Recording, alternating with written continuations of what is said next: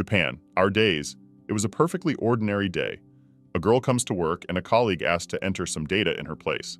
It was just in time. She helped her out, and it happens a lot. They have a good relationship, they are used to help and rarely refuse. That employee was afraid to tell her superiors that she had to go away for some personal reasons, so she had to make an agreement with her colleagues. She promised that it wouldn't take long, and of course she would be grateful. Maria, her role, is a pleasant person who never loses the smile from her face. She is very polite, pleasant, and friendly. As always, it happens. Such people are very often used, even among this beautiful team. There are those who know that the girl does not know how to refuse. They ask her to work instead of them half a working day, and in return, do nothing, not even say some words of gratitude. The girl often thinks that something should be done about it. Not only that she does not have time to do her part of the work, but for all this help, she does not get anything, and could at least treat a cup of coffee or tea. It seems to her that it is better like this than to spoil the relationship and get hatred. It turns out that most colleagues leave work a few hours early at least, but she stays late because she promised to help and help everyone out. Suddenly, a notification came on my phone. My favorite game, Marriage in Heaven, reminds me. It says some hearts have been set and it's time to meet someone. This story is about a heroine with sacred powers who saves the world. She defeats her evil rival. She is loved by a prince and a knight. She is with those who are always ready to protect her, and the girl knows it. She is under reliable protection, so she is not afraid of anyone and anything. When it got very dark outside, it was the only time Maria was able to go home. She decided to try it so she wouldn't have to take any requests tomorrow. She wants to leave properly. She can't even remember the last time that happened. Sometimes it seemed to her that she was just being taken advantage of. But the girl liked to find excuses for everything, because maybe really, everyone had a lot of things to do, and it could not be that people just went home quietly, leaving their work to her so brazenly. Only on the way home playing the game, she has private time, and in such moments, Maria dreams of being loved by someone, like the main character in the game. She would give anything for someone to make her happy and forget about work for a day. And suddenly, just a moment after she thought of it, the girl sees a huge car in front of her. That's coming straight at her at breakneck speed and obviously won't have time to slow down. She didn't even have time to react. She immediately realized that to run away will not work, so it all turned out. The car hit her. Maria is lying on the road unconscious. Her phone is broken, and that man fled in an unknown direction. Very interesting how to assess this situation. It is the fulfillment of her wish or a regular accident due to inattention. On the one hand, of course, she really didn't want to die. But on the other hand, she couldn't go on like this, and she realizes it herself. After a moment, she realizes that it's not over yet. She's running somewhere for some reason, and doesn't realize that she's already in some other body of a girl with purple hair. Things have gotten very uncomfortable. She's in some kind of dress and feels like she needs to speed up even though she has no idea what's going on. It's all very much like a dream, only too believable. In fact, she recognizes that yard and that world tree whose glowing crown lights up the sky, a place she has seen very often through her phone screen. Suddenly, someone grabs her arm very suddenly. She doesn't have time to realize who it is and what purpose it serves. It's obviously a man, but whether or not he's to be feared remains to be seen, just like everything else that's going to happen here next. Suddenly, she becomes very painful. The lady felt a terrible pain and burning above the stomach. As if someone had wounded her, and very seriously. She turned to look around and saw 3 people in front of her. At first, she didn't notice who they reminded her of, but as soon as she heard the voice of one of them, the most important one, everything became clear. He was happy that she was finally caught, and also called her Elizabeth, a witch who destroys other people's lives with dark magic. In the same second, the girl gets answers to all her questions. There is no need to think about anything. Everything is so clear. It's the same world of the game called Marriage in Heaven. Before she died, she dreamed of this life, so she got what she asked for. Elizabeth, in any development of the plot, is a villain who is destined to die. Now she is very hurt and cold, but that's not what she was asking for. No one wants to be destroyed as soon as they get a chance to live in a new world. She really doesn't want it to end like this. Now she is half conscious, but still, because of the terrible pain, she can't even say anything, and she can't move either. But suddenly, something happened in the system, and Elizabeth's story is unblocked.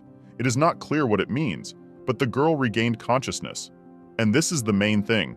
Perhaps this is what a second life looks like, and a second chance to correct all their mistakes so as not to die in such a ridiculous way. She wakes up in the same body in some room and doesn't even know whether to be happy or not. It is possible that now someone will come again, and it will be the same thing again. The door opens, and one of the maids comes in to say that it is time for her to get ready, as her father wishes to see her in the hall and is anxious to talk about something. Elizabeth didn't ask unnecessary questions. She doesn't want to explain why she asks such things. She had to obey and hurry to her father's house. And in the meantime, she has already come to him, and instead of discussing something calmly, he begins to resent and shout how dare she be late, because long ago it was possible to wake up and not lie in bed for half a day. She is not used to such people. Usually she was treated very politely, but here it is the opposite. It will be very hard to get used to, because it seems that he will always be like that. Elizabeth's father, Count Neumann, though he doesn't show up in the end, which is about how the girl imagined him to be. He asked her to finally remember that if he called her, she should appear in just a second, and if she understood, she should sign some document and hand it to the butler. Lastly, he asked her not to repeat in his mistakes next time. He never explained what it was, so I had to ask, and it turns out it's an invitation to a celestial festival. Celestial Festival. It takes place once every 300 years, at which the heroine Florence was elected Lunar Maiden. It turns out that the opening scenes of the game are about to begin, and to keep his daughter calm, he warned that the Prime Minister and the church had received the money, so everything will go fine. Could it be that he gave them some money to get a benefit or a place that someone else could have gotten, and it is possible that it could have something to do with a gift for his daughter? As soon as the girl wanted to ask something else, he got angry again and asked who gave her permission to do that, since everything is already done, and she is required to just show up at the event. It is impossible to tolerate such an attitude. Elizabeth feels like a small child who can do nothing. She is not used to talking to people like that and does not understand how a father can behave like that towards his daughter. He even said that thinking is not in her favor. She should just follow orders, because her father decides everything instead of her, and nothing is required from her. The man thinks that she is not allowed to be worse than others, and he has already taken care of it in advance, as she should become a moon maiden, and he is ready to give any money for it. He would never forgive her if she did something wrong or gave up that status. The girl didn't listen to him. She just walked away. Because every second she was getting worse and worse. It was like he was taking all her energy away. And she feels it very well. He's too rough a father. And so far, that's the first thing she really doesn't like here.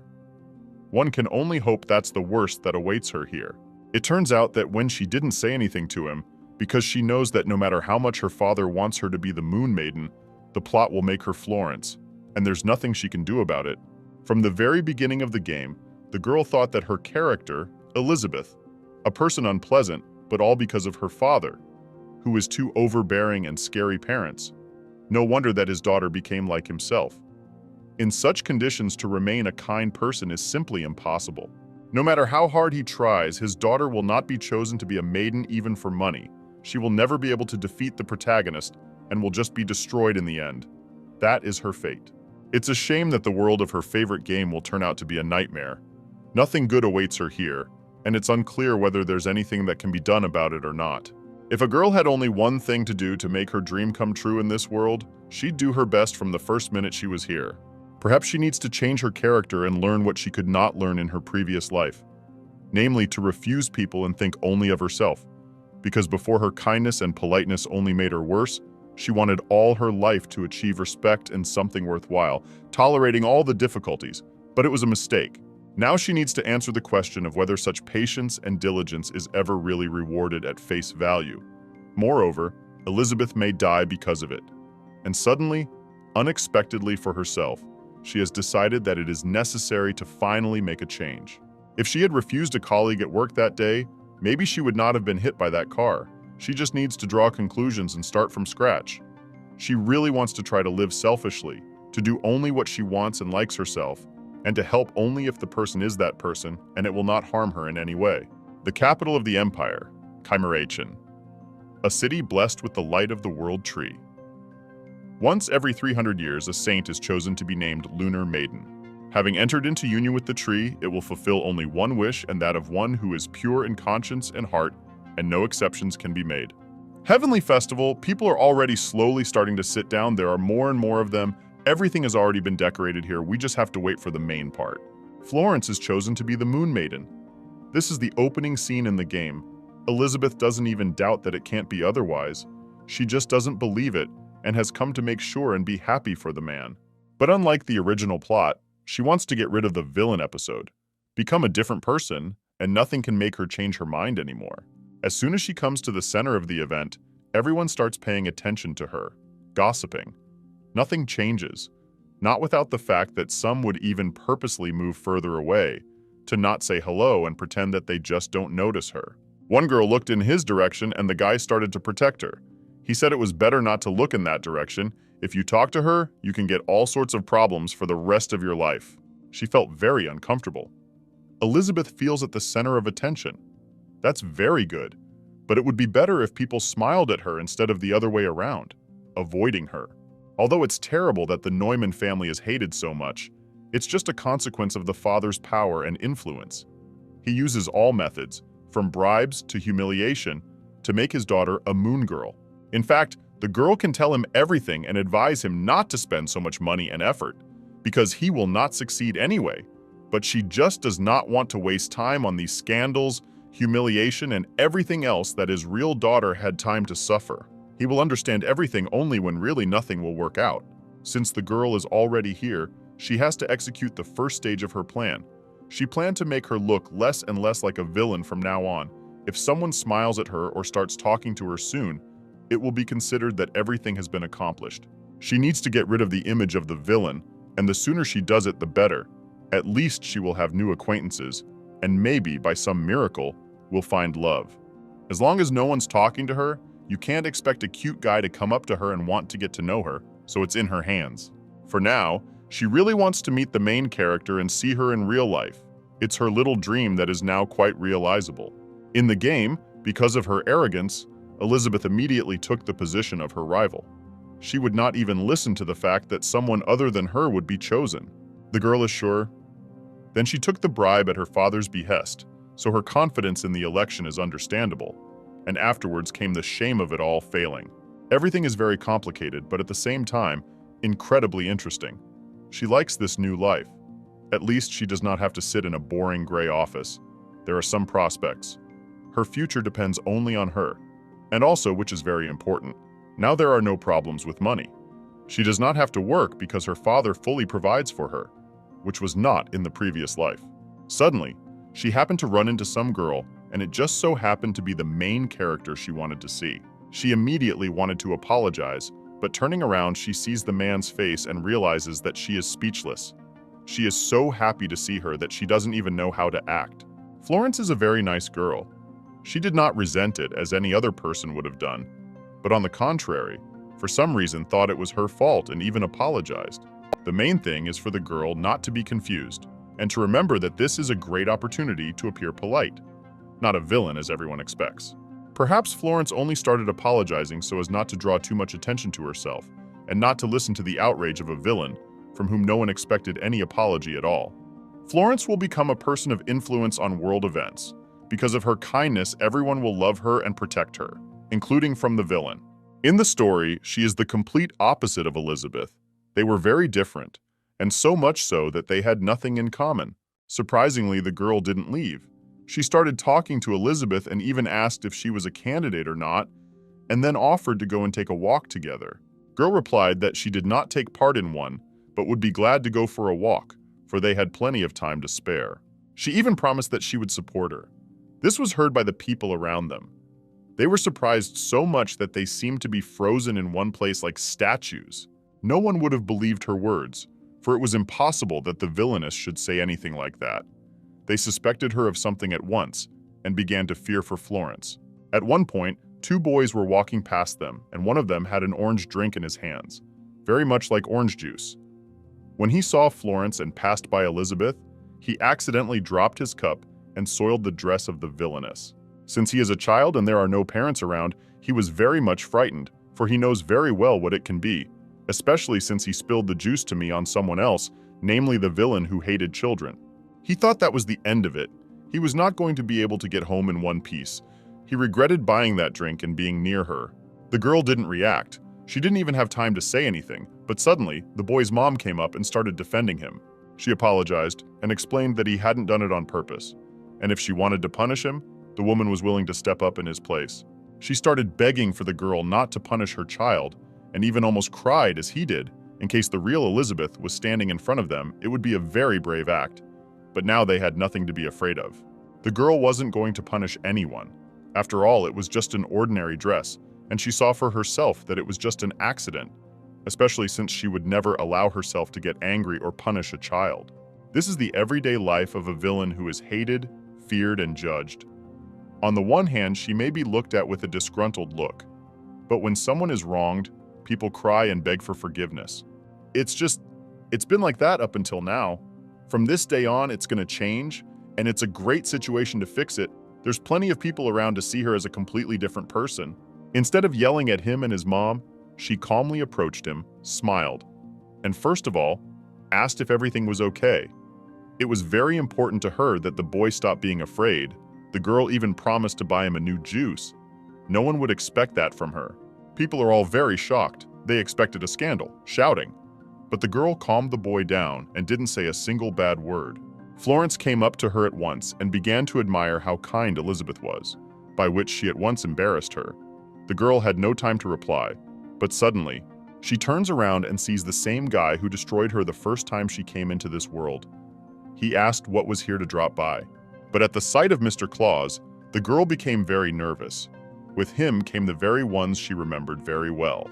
Prince is a very handsome and good-looking guy, but she doesn't have the best memories with him. It remains to be seen how he will react to her. In the story, he did nothing good for the villain. There was no way the girl could feel at ease around him, and it's not surprising. He is Florence's lover, and the man who must destroy Elizabeth actually, as happened that time. A popular character, also very handsome. But on the other hand, he is the cause of all Elizabeth's problems. They have never had a friendship, only hatred and hostile relations. He looked at her as if the same thing was about to happen that she remembered from that situation. The girl didn't even say anything, and he asked her what she didn't like. It was a very awkward situation because she didn't even go to talk to him. He misunderstood everything himself. It was strange, but for some reason, he thought that she had offended this boy, and no one even tried to explain that it wasn't like that at all. People were just afraid to even move. Before he left to go about his business, he asked her not to cause trouble on the day of the festival, otherwise he would regret it very much. Now that the opportunity had arisen, he said as usual that she could only use her father's power and look down on others. The real villain heard this almost every day and had even gotten used to it already. The girl remembered those words very well when she was playing the game. He said that almost every day as if he did it on purpose. It seems like it's going to be very hard to prove to this man that she's not the same person he knows her to be. It turns out that no matter how hard she tries, the story will still go down the drain. Suddenly, Florence decided to make things clear. She thought it was very unfair that he had misunderstood everything and started blaming the girl. She told me that Elizabeth was just concerned about this boy. She is very kind and did nothing wrong. Since Florence decided to do it, the other people immediately decided to back her up. They confirmed her words and said it was true. The kid just fell down and spilled juice on her dress. But the girl didn't yell at him and even calmed him down so he wouldn't be afraid of her. They all saw it with their own eyes, and there's no point in anyone deceiving him. The lady became so pleased that she doesn't even know how to thank them. She had never had so much protection from other people in her direction. And it's amazing that just a short while ago they looked at her in a completely different way. It turns out that everything can be changed. At least she is already treated much better. And for that, you should have just started with yourself and reacted differently than expected. This day had gone well. The girl hadn't even planned that everything would work out so quickly and unexpectedly, and she didn't even have to work hard at it. Meanwhile, that guy approached Florence and wanted to meet her. He asked who she was. The girl was happy to tell him a little about herself, and also asked him a few questions. She was very pleased to be approached by such a respectable man, and suddenly, so that she would not forget, he reminded her that it was time to hurry to the festival. So he showed his care. Because he was not used to talking to girls, it was the maximum he could do. He had even forgotten to compliment her, but everything was just ahead of him. And in the meantime, Elizabeth was beginning to see some indicator of sympathy. She didn't think she had such an ability. It certainly wouldn't be unnecessary. She was glad that their sympathy level was growing. She didn't have an ounce of jealousy. A real villainess would have reacted very differently. She just wouldn't have let it happen. Suddenly, his level of sympathy for someone drops sharply, and it happened exactly at the moment when he looked towards Elizabeth and came up to her to say something. The girl at first did not understand why the index had dropped so much, and when she realized, she became very sad and even a little offended. He asks her what she's doing here, and this time she's going to have to say something serious. He's obviously not happy to see her. The main thing now is not to ruin the situation and piss him off even more. After she saw that he disliked her very much, and no matter what the reason, she didn't even want to talk and look him in the eye, much less explain or justify anything to him. In order to save the situation a little bit, Florence decided to help. She came up and said that Elizabeth was helping and even supporting her here. It's hard to believe, but at least she tried. Moreover, she called her her friend. It really looks like she decided to help and she's doing it well. It turns out that at first Elizabeth was in despair, did not see any prospects and did not hope for anything. But now she has a friend in the form of the heroine of her favorite game. Now there is reason to hope that everything will definitely be fine. She is no longer perceived as a villain, and this is a huge achievement. It's all in her hands now. She has to fight for a happy future, and if she tries hard enough, it's obviously close at hand. And then it starts. The guy doesn't trust the villain. He wants to rip off that fake good person mask, even if it takes a long time. He hates it very much when someone deceives people and tries to appear not to be what he really is. His main mission is to protect the Moon Girl at any cost. Now it's clear why he doesn't like it so much that they are friends now and will see each other much more often than usual. After the festival, Elizabeth decided to enjoy the world of her favorite game. She stopped thinking about problems for the first time, calmed down, and began to observe everyone around her. The city center is so lively that it can be admired all day long. People have very nice clothes. They are all polite and smiling. The girl felt herself in an ideal world where there is not a single flaw. There are even roads she didn't see in the game on her phone. She enjoyed going through all the nearby streets, and during that time, she never once stopped smiling. At one point, she got her saintly smile back, and decided to ask why the girl had come so early, though at the same time she was pleased that she had waited so long for her. Elizabeth admitted that she was really trying hard to get through early so she could see each other and say some nice words. Since they were meeting again, the lady wanted to spend this time in some useful way. She suggested going to a place where their family's tailor works. They could make a dress for the saint. It would be a sign of the beginning of their friendship. Florence loves to accept gifts, but at the same time, most of the time she is very awkward. She is now as uncomfortable as possible, although she doesn't want to give up her new dress either. In the original, there was a scene in which Elizabeth mocks Florence's clothes at the palace feast. So the girl wants to prepare for this moment, to make things happen differently. It's very important to her. It wasn't a pleasant situation, so it had to be avoided by any means necessary, now that they'd met. That was the first thing she thought of. You could say it was the decisive moment when the city hated Elizabeth. Everything must be done very quickly and without thinking. She asked Florence not to be shy because she could take it as a thank you for her help, if it would make her feel better. Florence is still considered to have done nothing special and doesn't deserve such an expensive gift. Finally, they've already hit the spot. There's plenty of options for every taste and color, and basically, there's a new collection here. It's unlikely anyone will have something similar.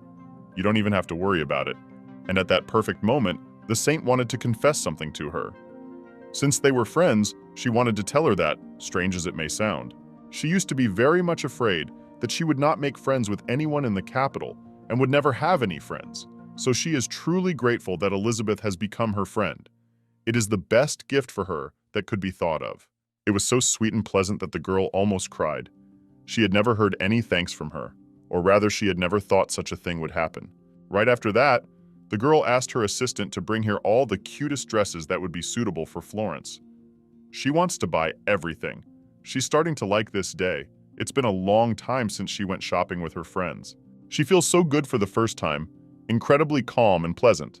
It's like this is exactly the person she's been looking for all this time. The former, she just adjusted to her surroundings and tried to make friends with someone, even though it was never mutual.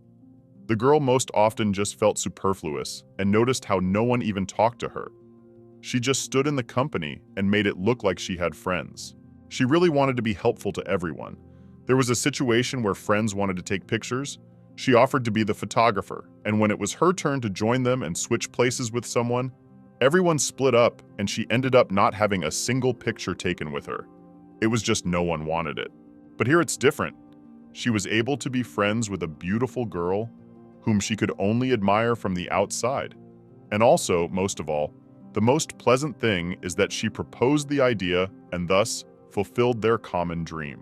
The girl is on her way back to her home and suddenly notices that on the way, there is some carriage and cannot move from the place. The assistant said that they have a broken wheel, and of course, to pass by, they could not. Very interesting, whose carriage stopped because most likely the girl should know him, and maybe on the contrary, will be recognized as just her. Some guy comes out of there and surprisingly, he's even glad that everything turned out this way. He didn't really want to go somewhere, and so he'll have an excuse why he was late and didn't arrive on time. Everything turned out even better than he wanted it to. He even asked his aide to take his time. There would even be time to rest. The main thing was to arrive as late as possible. It didn't bother him that it was the emperor's birthday, and he was one of the most awaited ones. They began to think how to do better, to arrive too late or not to arrive at all. But suddenly, they heard some sound, turned around, and there they saw a girl. It was Elizabeth. She came to find out what happened and asked if everything was okay. It was so dark around that she had to take a flashlight, although she was still a little scared in case it was some villains or people who hated her. When no one answered her, she offered to get into her carriage and promised that they would take them wherever they needed to go. As soon as the guy backed out and said it wasn't worth it, they'd figure it out on their own. The assistant intervened in the conversation. He got really excited and thanked him for his help. So they have a bit of a difference of opinion, and judging by the guy's reaction, he doesn't have the energy to even talk to the aide to ask them to stay out of it.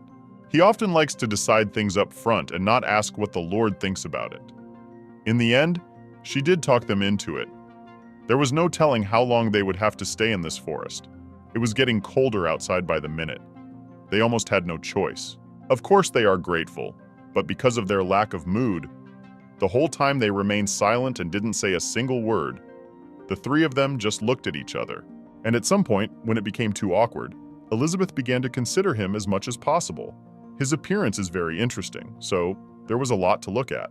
She really wanted to see his face, but behind the mask you can't see anything. The guy doesn't even hide the fact that he's not happy about something. And in fact, Elizabeth was a little uncomfortable with it. The girl just wanted to ask where they needed to go, and he interrupted her and said he didn't want to talk. He was even having a hard time giving the address.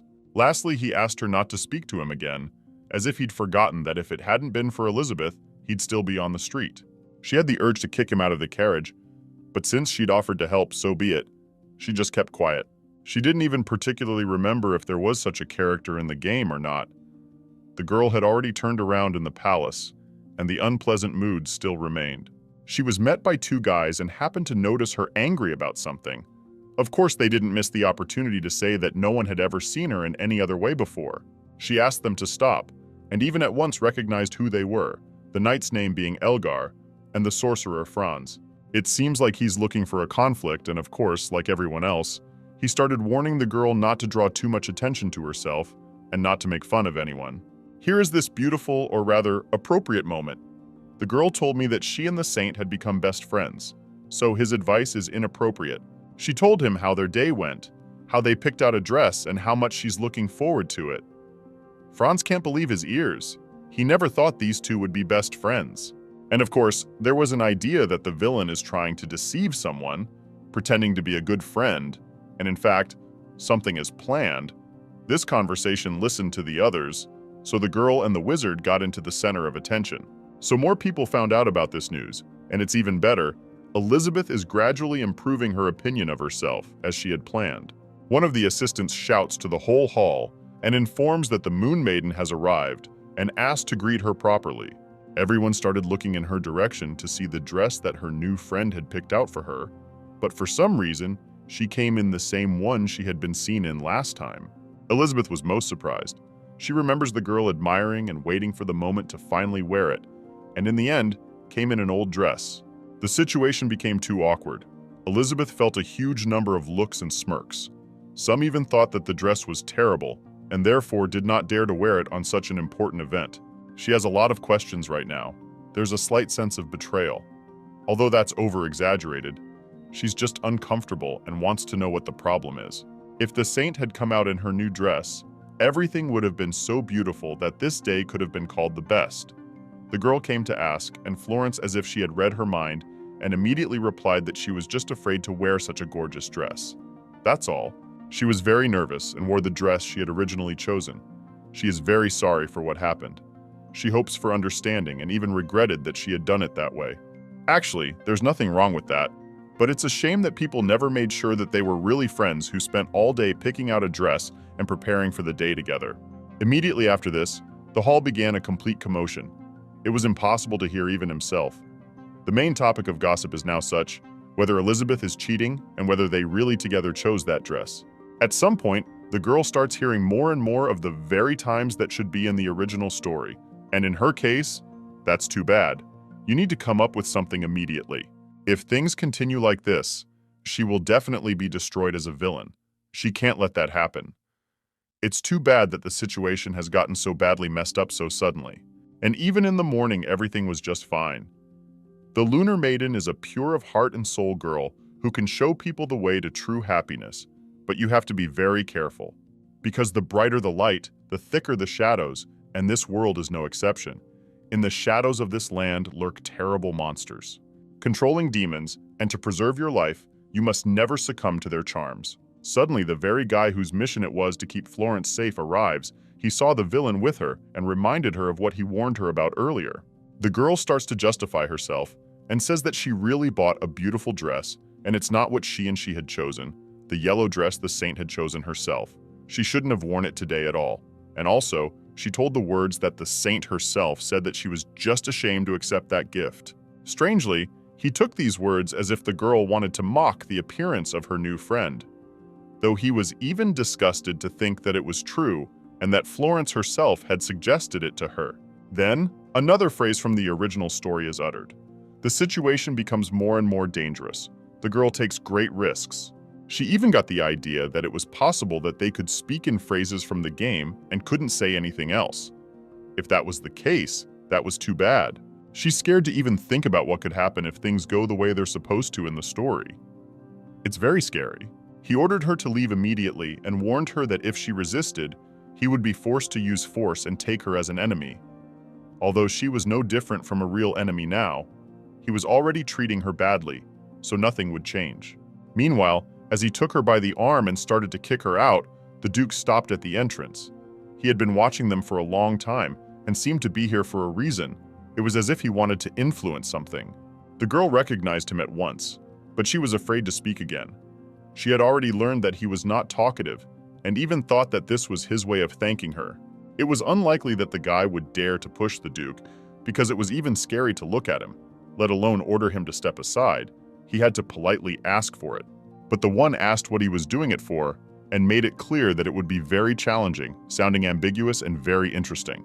The guy explained that supposedly this girl was making a mess, so he decided to get her out of here and then asked if there was anyone here who hadn't heard or noticed it.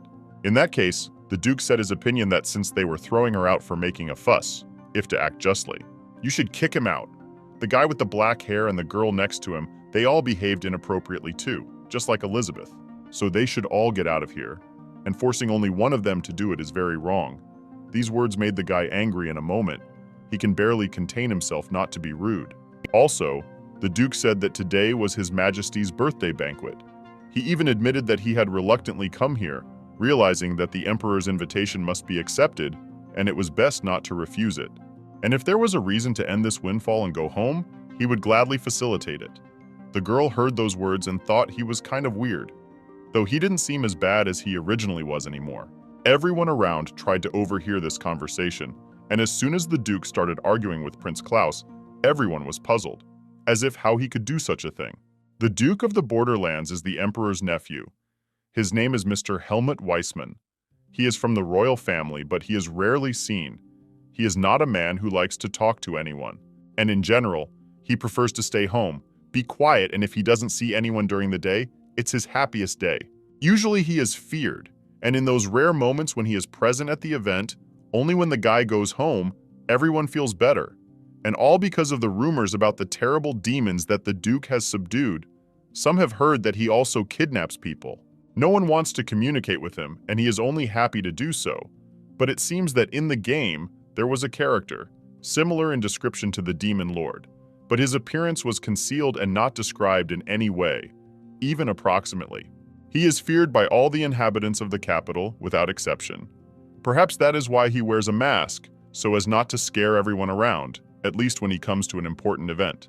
Meanwhile, just as Elizabeth approached that Duke to thank him for his help, a saint came up to her with the same words. It was really bad timing, but anyway, she's always happy to have her. Florence was very embarrassed that she made such a fuss about it, so she wanted to apologize. The girl did not expect it and replied that it was all right. It was nobody's fault, but those who meddled in the wrong business, and there were a lot of them here. After this hint, everyone turned away abruptly, as if they were not overhearing anything and were minding their own business. Then the saint decided to approach the Duke.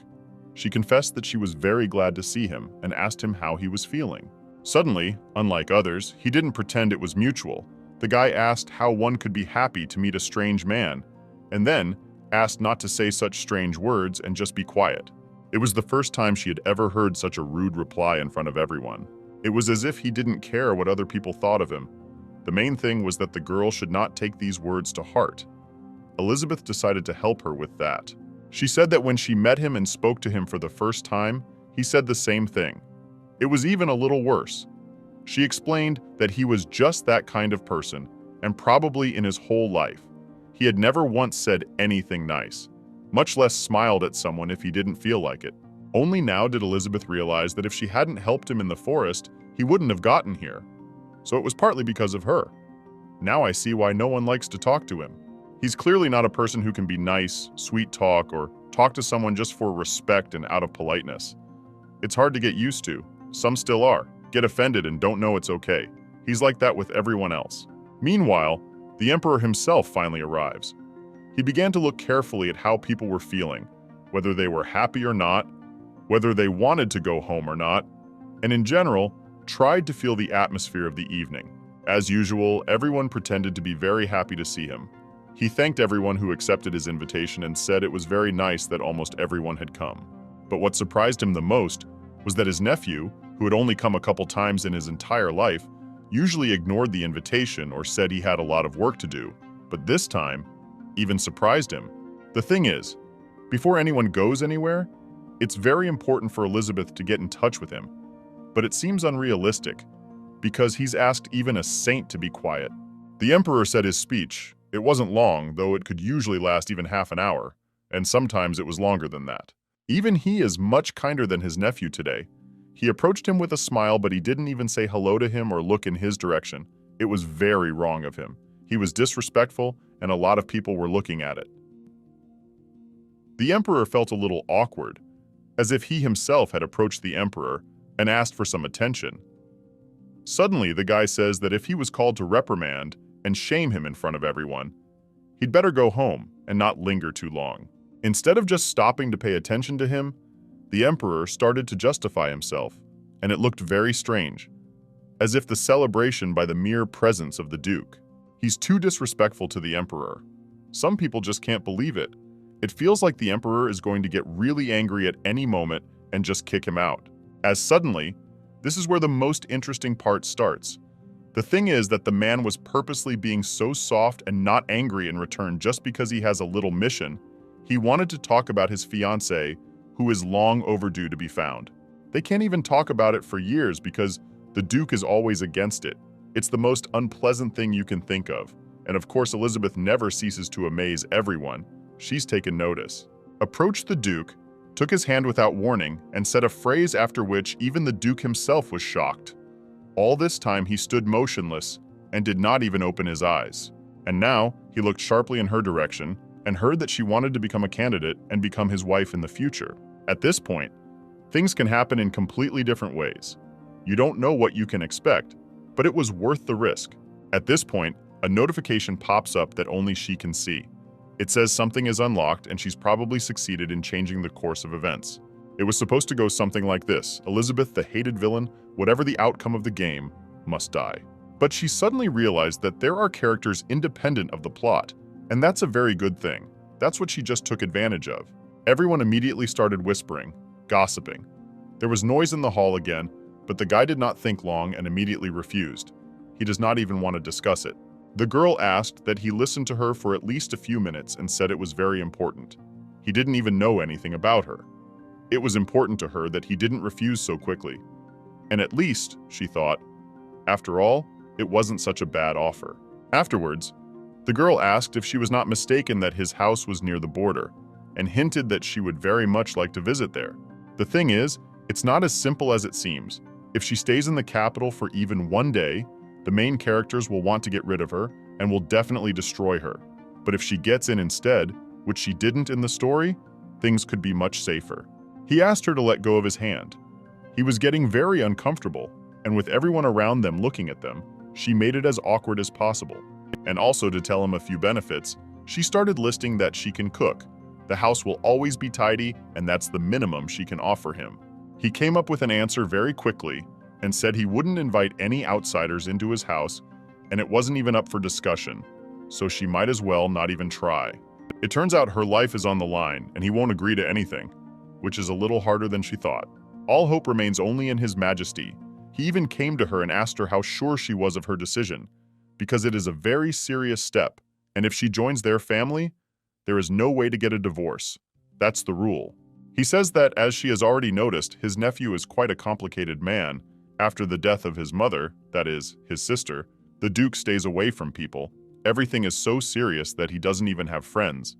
Though actually, if he did, it would be a great marriage to an aristocrat. It's exactly what they dreamed of, which means that maybe a man could help her with that, not right away, but at least maybe he could try. It so happens that the guy overhears this conversation and starts yelling at his uncle. He realizes that the man has the right to make this decision without even asking him himself. The guy starts to get indignant and says that this is not going to happen. The emperor replies that it's not his whim. They already have some bad rumors going around, and it's because of the character of someone. He's tired of fighting it, and he's old enough to think about it. Plus, he's already been suspended from his diplomatic obligations, so he should listen to him. Everything happened so seriously and so quickly that in a few minutes the emperor gave his first order, therefore, but not just to think about it and change his mind, but specifically to take her as his wife. Amazingly, for example, when she saw him in the forest and wanted to help him, she could not even think that in a few hours she would propose to become his wife. And the emperor would be so supportive of the idea that he would even give such orders. The man realizes that this is very serious, so he suggested that they live together for at least 6 months, and after that time it will be clear whether they will succeed or not, but in any case, they will have to move out. It is not even discussed and already decided, no matter how much someone does not want to do it. It turns out that the girl succeeded. Her risk was justified, but if she had not said anything and just stood aside, none of this would have happened. And besides, during these 6 months should pass the ceremony of the world tree, and then the plot of the game will come to an end. She is very much pleased with herself. Everything is going exactly as she dreamed. But even better, she even has the emperor on her side now. If it works out, she'll live safely for the whole time. The main thing is not to piss him off so much that he won't want to get rid of her before she's home. The plan is, one must somehow hold out in the Duke's house, and this term, and then one will be free to live in peace and her favorite game and enjoy life as she wanted to. At the end of the event, when everyone had already started to go home, the aide conveyed the emperor's wish that she should not do everything now at night. He asked her to come tomorrow morning so that there would be time to pack and prepare for a new stage in her life, and not only for her. The aide promised that the Lord would greet her when she arrived, but the guy said that wasn't going to happen and ordered her to finally leave here. It turns out he felt like he didn't want to come here and regretted agreeing to her help then in the forest. It didn't affect her mood anyway. Now the girl is only thinking about her safety, not whether someone likes it or not. Besides, she's not such a terrible roommate to get so upset about. She's sure to cook him a couple times a nice dinner, make him clean, not be too intrusive, and everything will be fine. The evening ended just fine. Everything happened in the best possible way. She's very pleased with herself, and now she can go home safely. She needs to regain her strength for tomorrow. Things would be just as interesting tomorrow as they were today, and just as she was about to leave, Florence came up. She watched them from the side so that she could approach then, so that everyone would be comfortable without interfering with everyone else's conversation. She came to say that she was very surprised, but at the same time, rejoiced that the emperor so readily supported the idea and even ordered the unapproachable duke to marry Elizabeth. The girl did not hide and said that the duke seemed to her a very gloomy man, and she was even worried for her because she would not be able to come to visit them and find out how things were going. She would be very lonely and anxious here. In that case, Elizabeth promised that she would come to the city very often, for she would have no friends there, and there was no trouble then to come here in a carriage. It's very important to them. They wouldn't want to be separated for a long time, especially after they've become good friends and spent time together. They had dreamed for a very long time of being real friends, giving each other some advice, gossiping and planning some kind of future, or better yet, picking someone's fiancé or something like that. It was a very difficult parting. They do not even know approximately when they will see each other next time. Everything depends only on Elizabeth. It would be a shame if such a friendship ends as quickly as it began. If all goes well in 6 months, they'll have a fun life in this world, like better friends who can't be parted from each other. She promised that everything would be fine and decided that she would definitely survive, even if someone tried to stop her from doing so. It all just takes time and patience, but more importantly, patience and believing that everything will work out. Immediately after her carriage left, the saint did not go anywhere. A yellow bird flew up to her, and at the same moment, the girl seemed to change. Her look was unrecognizable. He became somehow ominous. The girl began to discuss aloud with this bird that they were not getting anywhere, and the tone of voice he changed a lot. She says she even wore an ugly dress today and doesn't understand why the villainess acted like that. She was hoping that Elizabeth would behave according to who she is, but she was too kind and she really didn't like it. It seems that someone is not at all the person she seems to be. Lastly, she even got nervous and said a strange phrase that the villain's job is to make Florence look perfect against her backdrop, as she actually was before. And meanwhile, Elizabeth has already traveled very far. The next day has come. Now she's in the middle of a dense forest, and she is beginning to like everything already. It had been over half an hour since they had left. The Duke lived very far away, though the girl thought it would take much less time to travel, and they would arrive before morning had come. When her father learned that the girl was to marry a duke, was extremely surprised for a time, but then rejoiced and let her go with ease. It means that he doesn't care about her at all and only wants to benefit. Just like someone who pretends to be a saint, the girl doesn't even realize that all this time she has never seen her real face and naively thinks that this is the sweetest and kindest person in the whole world. In any case, it was very dangerous to return to the capital. It seemed to her that it would be best to think of coming to her friend's house. It would be most convenient that way. In the original story, the story comes to an end in 6 months at a ceremony at the World Tree. She should absolutely live to see that moment. And meanwhile, they finally reach their destination. It is very beautiful and cozy. Huge trees grow everywhere. There are lots of flowers around. Even the smell of the air is different here. She had never been to this palace, and never thought that one day she would not only be able to come here for a while, but that she would be able to live here for an indefinite period of time. The first thing that came out to her was the very assistant. He apologized that the gentleman did not come out in person, though the girl already knows that she should not have expected anything else from him. Suddenly, he comes from a completely different direction, where she didn't expect him to be. He was walking around the area, and so he decided to come over and say something, namely, that no one is happy to see her here, and she may not smile so much. And he also warned that the sun would be setting in an hour, and if she planned to go back, she'd better get out right away. The girl replied that he could hope not. She would never leave here again, at least not anytime soon. In which case, for starters, he asked if she knew about the rumors about him, because almost everyone knows about it. He's called a terrifying duke who commands demonic beings, but that doesn't bother her one bit. And she also asked him to stop kicking her out and communicating like that. It was important for him to know what she was up to before going in, though even if he did, it was unlikely anyone would admit anything to him. The girl didn't even bother to respond to that. She just said that she was sorry that her being here wasn't to someone's liking, but she promised that would change soon. So they stayed outside for a long time. He didn't want to let her in the house, even though he knew that sooner or later it would happen. And at one point, he deliberately started saying words that spoiled her mood. He not only insulted her, but warned her that he would make her stay here as unbearable as possible so that she would want to leave as soon as possible. He is not going to communicate with her normally or even think about forgiving her for such an act, because she could have asked him whether he wants it or not. And also, the girl saw the degree of sympathy from his side. The index is absolutely minimal. It even went beyond the lowest level, a bit unpleasant. But it's not surprising. It doesn't stop her in any way. He warned that he would soon be bringing her out to leave her here alone. He had a lot of things to do today, so he needed to think of something for her to do today. She had no acquaintance here, but he warned her not to distract him, or she'd be out of here sooner than she expected. And also, he asked her not to go out in the garden on a moonlit night and didn't even explain what the rule was about or if it applied to anyone else. After that, they just went inside with a helper, but she was never invited in. They left her outside as if she should come in on her own when she wanted to come in. She looked to the side to get her suitcase, but it wasn't there. And after that, the girl notices someone around the corner. She definitely saw someone. Someone as if hiding from her, and maybe not only her. It's all so weird, it's a little grim, especially considering where she is right now.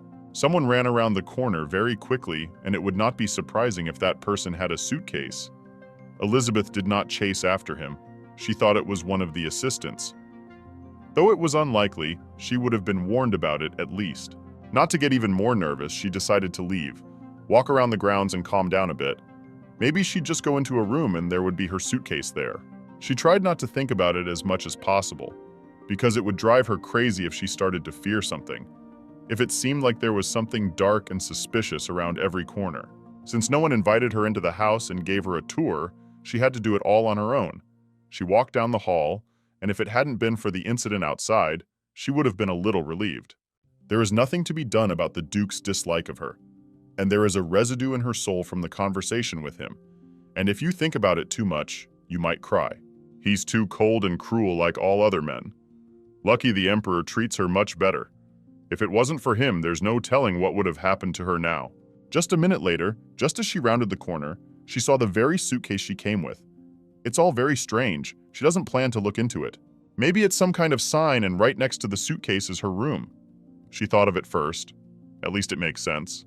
His assistant came to the gentleman. He said he had taken the girl to the right place and asked him where to serve the food. He turned to him without his mask, which meant he hardly ever wore it at home, at least not before Elizabeth came here. He asked for the food to be brought directly to her room so he wouldn't have to meet her in the hallway or the dining room. And in general, he would like very much to ask, if it is possible, to make it so that the girl does not come into his sight at all, so that he even forgets that she lives in this house.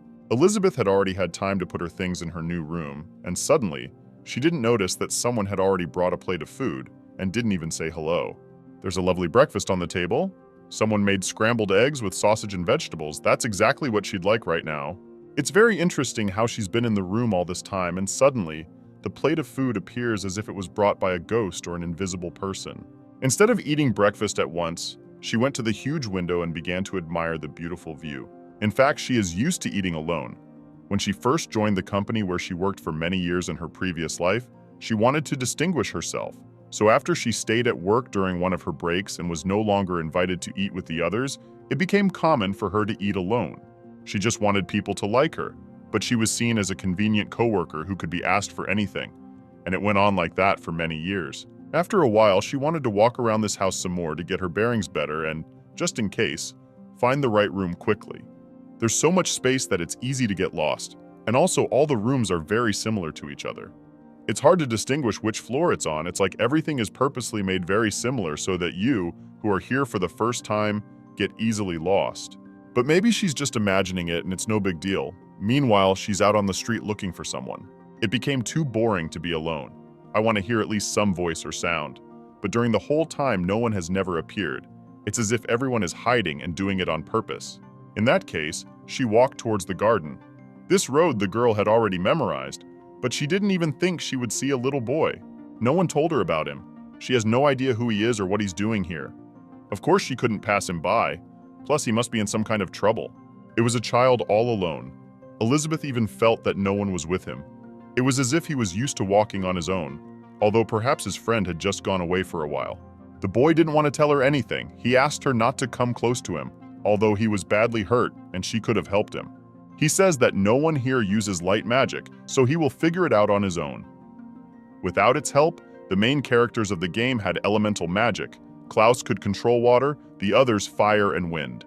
Florence possessed a healing which was called the magic of light, while Elizabeth's power was darkness, a destructive force to which no other could compare. At that moment, the girl realized that she could find use for the powers of a true villain, and after that she immediately ran closer to the boy to help him, but he was still distrustful, for he did not understand what she wanted to do. As soon as the girl ran up to the boy, she used magic and the branch disappeared from the boy's hand, after which only minor scratches were left from his wound. When the girl had finished conjuring, the boys wondered what had happened, for he had not expected to see such a thing. At the same time as the girl was very pleased that she was able to heal the boy with darkness magic. At that moment, she realized that even such a power as dark magic could be useful. It was only necessary to use it correctly. The boy then thanked the girl. As she stood there thinking about what she had just done, she saw that there was something wrong with the boy's ears. When she started looking at them, a boy, and he's not some kind of monster, just a demon. He also said that he had a lot of magical power, and he looked a little different from people, and didn't attack everyone just like that. And he said that the girl shouldn't be afraid of him. While the girl didn't even think about being afraid of this guy, she just admired him. She thought he was very cute, and she told him he had fairy ears and fairy tales. Well, the boy answered her that people usually fear and attack demons, but the girl for some reason was completely unafraid even. But since the lady wasn't really familiar with it, the boy told her that people thought that they and monsters were no different, and that's why everyone had such a prejudiced attitude. He told a story that because of this, his mom was also mistaken for a monster and destroyed, after which he was not trusting of humans at all. But the boy afterwards said that the Duke is quite different, and because of him they remained kind and protected from it. Evening had fallen in the kingdom. The night was quiet, and lights were burning everywhere. The girl inside the castle thought that the day had gone quite calmly, which was unusual for her, and if it went on like this, she could live to the end of the story without any problems. Also, the one who carried the suitcase and brought the food was this boy she recognized. She also remembered that his name was Ertu, but he unfortunately refused to eat with the girl. At some point, after she was fully rested, she realized that she was getting rather homesick and decided to go for a night walk. When the girl went outside, she realized that the night was extraordinary, and the moon was very beautiful. She liked it very much. She thought of the fact that in world it shone differently, and much more beautiful than she had seen before. As suddenly as she raised her head, she saw on the castle wall the dark hair of this. But before she could even think about leaving, he looked down at her. Then a moment later, he was right in front of her, jumped down from the wall, and the girl was very frightened, for she did not realize who was in front of her. She immediately remembered the words that she didn't need to go out at night, and thought about the fact that right now she'd gladly turn around and walk back in. Suddenly, this monster began to growl very strongly at the girl, and at that moment she realized that she was in serious danger and did not understand what to do. The girl was trying to figure out what she had pissed off this monster with, and why he was treating her like this right now, and was so angry. But suddenly, as the monster got closer to her, she saw this clothing, as well as a build and long black hair, which immediately reminded her of someone. Coming nearer, she asked him, Duke Leon, for this man reminded him very much of his girl. As soon as he came even closer, the girl saw his demon-like ears and immediately remembered. And that story, and the one the boy had told her, that everyone thought he and the monsters were no different, and he had exactly the same ears as she now saw in front of her. But she also remembered the boy's very important words when he said that the Duke was kind and protected them. At that moment, the girl realized that the Duke was not just protecting them, but that he was also a... The girl immediately stopped being afraid and told the Duke not to scare her anymore because she was really scared. But he suddenly told her why. Then he continued, asked the girl why she calmed down when she realized it was him. She immediately told the Duke that she'd learned from the boy that demons were oppressed. Duke was surprised. Did he really talk to the girl? Also, the girl added that he told about how monsters attack people. The girl also said that she had heard many stories of other people attacking monsters too, but she told Duke that she wouldn't do that and talked him into believing that he shouldn't be afraid of her as a person. Then the Duke turned and slowly went away and told the girl that whatever she thought she was thinking, it wasn't really so. Because he was only half demon, usually he ate human food, but in demon form, the source of food was moonlight. That's why he told the girl not to go out in the garden. He said this because he thought the girl would be scared and run away. But she was braver, and he asked her why she wasn't scared because he wasn't human. The girl added that they were alike in some ways. But the Duke didn't understand what he was talking about, and the girl also added that she wasn't from this world. She added at once that Annalise's magic was darkness, for she could make a flower wither but not bloom, and the girls also often said that she was pure. But she remembered the situation that had happened today, and told the Duke that she had been able to remove the branch from the wounds and the boy with her magic today, and thus had used it in a different way. Thereupon their conversation slowly came to an end, and the next morning came in the kingdom of the boy. Ortho said hello to Mrs. Annalisa and good morning, and told her he would soon bring her tea, while Annalisa was very surprised and asked if she could definitely eat here. The boy immediately told her that yes, because today was the gentleman's favorite cheese omelet for breakfast. After a while, and a cheese omelet was served to the table, according to the boy, which the gentleman liked very much, and it did look very appetizing indeed. The girl proceeded to breakfast and understood that it was really very tasty, and now she understood why this omelet was very much liked by the gentleman. Duke, who sat opposite her, said it was very good that the girl had enjoyed his treats. Afterward, the girl told him at once that she had always before eaten in silence and solitude, and also added that it's been a very long time since she's been at a table with someone and eaten like she did today. She also thanked the Duke for inviting her to eat with him, because it really lifted her spirits. When suddenly, their conversation is interrupted by a maid who came to them and said that the mistress has some guests from the capital and she must hurry up. Fortunately, at this point the girl had already finished eating completely, but she still did not understand what guests and capitals awaited her and thought about who might be visiting her. When she came out, she saw Florence coming to see her. Girl was overjoyed and quickly ran up to her, whereupon she immediately asked what reason the girl had for coming. Florence: I told her that she was really worried about her, so I decided to check on her, but that wasn't the only reason she came to see her. Florence added that she had brought a letter from His Majesty for the girl. She said that it seemed to be in him that their engagement to the emperor seemed very secure, and so he said that the girls had better go back to the capital. But Annalise did not expect to hear this, for she had only just got used to life here and did not understand how she should now leave here, but it was even more of a mystery that the girls should go back to the... Florence said that the Duke, after all, was quite against the engagement, and that was why she had come to take her away. Also, she asked that she was agreeable to it. At one point, Annalise became very worried and realized that it was all for nothing, and thought that the Duke would have kicked her out anyway, and so she would have been brought back to the capital to be murdered. The girl was very upset by this news, because she realized that she had very few solutions for this problem, but she also said quietly that she didn't want this to happen. As suddenly, the girl stood with her head down and was very upset. But the Duke, who was beside her, put his hand on her shoulder and told Florence that they were doing very well, and not to worry about their engagement. So he made it clear that the girl shouldn't go to the capital now, because he realized that she didn't want to. Florence immediately inquired why, for the gentleman was originally opposed to this engagement, whereupon I said he was not interested in what Florence said, and now the girl was his bride. And he also said that if the engagement should ever break off, it would be by their will, and not because he was told to, and therefore there was no need to interfere. But Florence wanted to take the girl with her, so she tried to talk the Duke out of taking the girl with her. But the Duke said enough of this talk, and that he had not given the outsiders the right to vote, and that he would not repeat himself twice on that account, and he had already said it all. Florence realized that her conversation with the Duke was not going well, and came closer to the girl and asked her if they were well, and if he was not threatening her. She also added that she should not tolerate if something bad happens, because this engagement will be broken in 6 months anyway. She also said that she wants the girl to return to the capital as soon as possible, which is why she is not going to back down from doing everything to make it happen as possible. After this conversation, Florence went back to the capital, and the girl stayed with the Duke.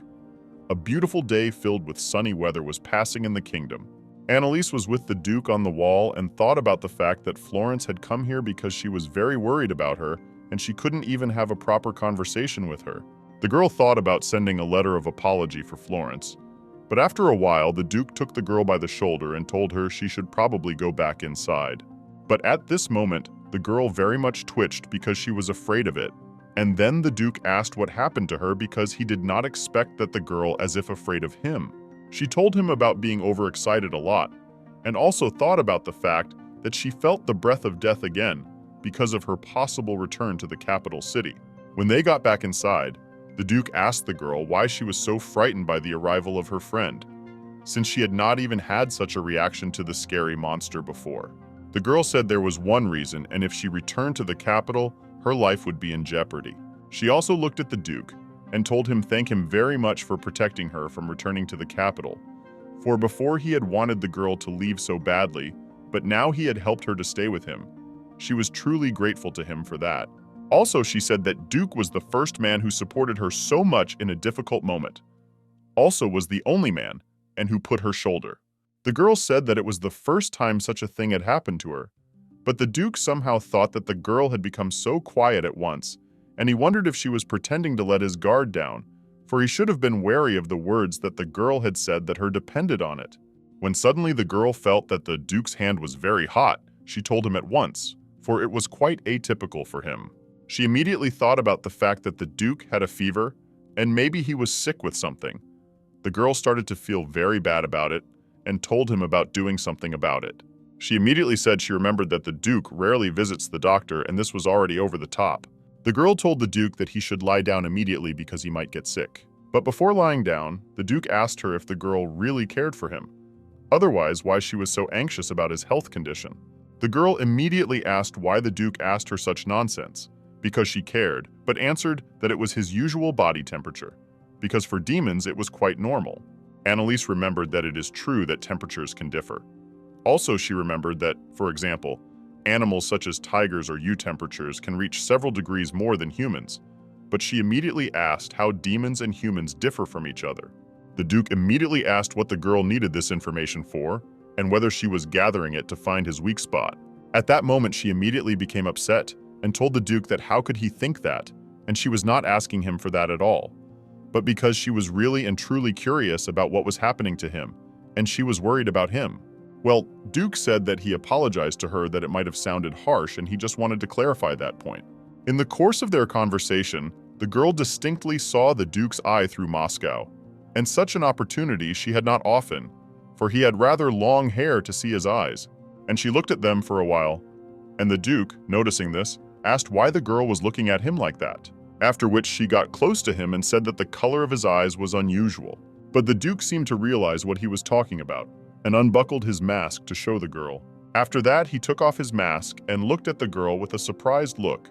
His eyes were different colors, and his hair was even longer because he had taken off his mask. When Annalise saw the Duke's real face, she thought of the fact that he was quite young and also very handsome, whereupon the Duke immediately asked her if it was unpleasant for her to see such a thing when he took off his mask. But she did not quite understand what he was saying to her and asked him what he meant, but the Duke said that he meant the eyes, for they were of a different color, and so asked the girl if it was unpleasant for her to look at them. But the girl was quick to tell him that it wasn't like that at all, and she was only surprised because he wasn't as old as she had imagined him to be.